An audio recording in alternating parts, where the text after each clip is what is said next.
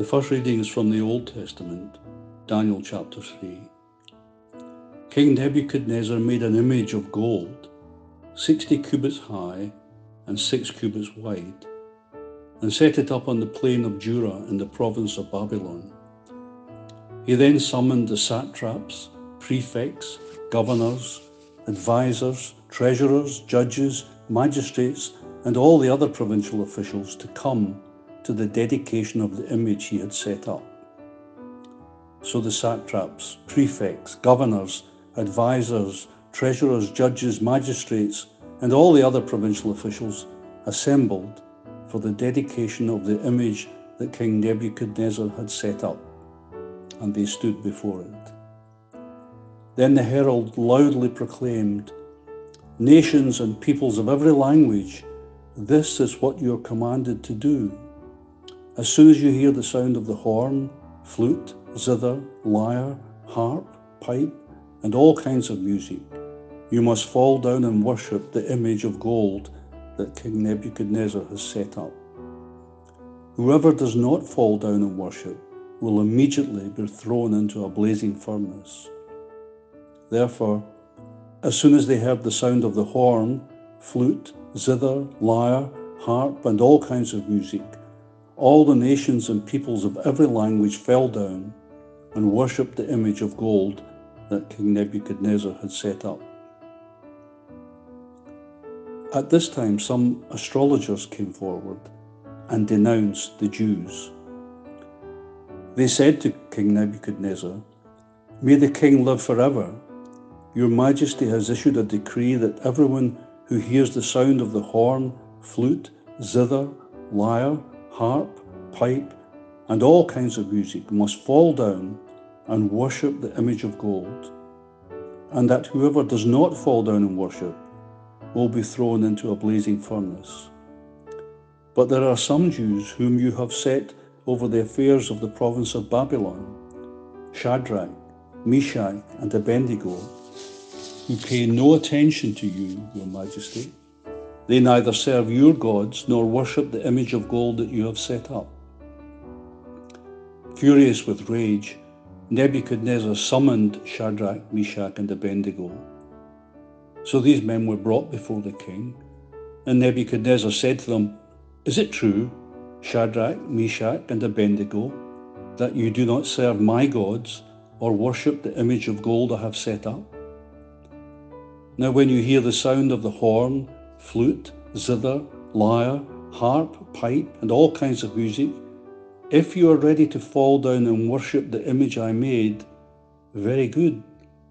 But if you do not worship it, you will be thrown immediately into a blazing furnace. Then what God will be able to rescue you from my hand?" Shadrach, Meshach, and Abednego replied to him, "King Nebuchadnezzar, we do not need to defend ourselves before you in this matter. If we are thrown into a blazing furnace, the God we serve is able to deliver us from it, and he will deliver us from your Majesty's hand.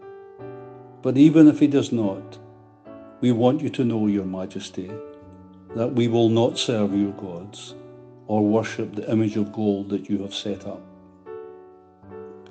Then Nebuchadnezzar was furious with Shadrach, Meshach, and Abednego, and his attitude towards them changed.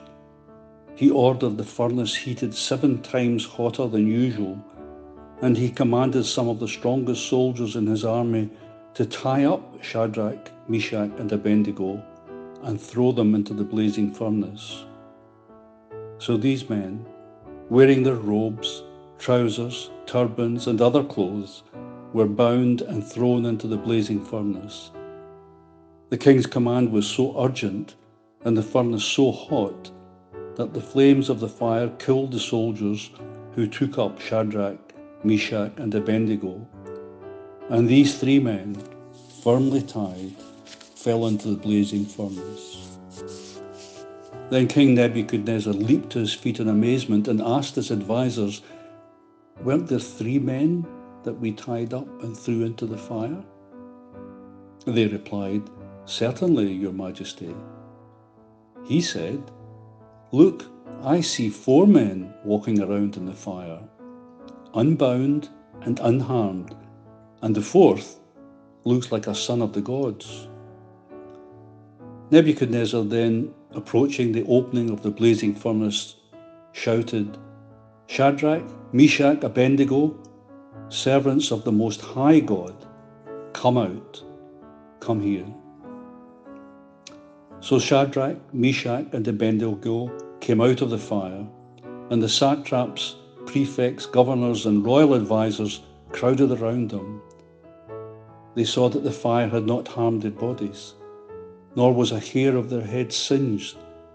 Their robes were not scorched, and there was no smell of fire on them. Then Nebuchadnezzar said, "Praise be to the God of Shadrach, Meshach, and Abednego, who has sent his angel and rescued his servants.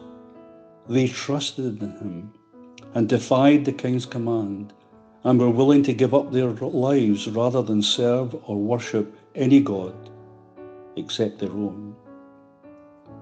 Therefore, I decree that the people of any nation or language who say anything against the God of Shadrach, Meshach, and Abednego be cut into pieces, and their houses be turned into piles of rubble.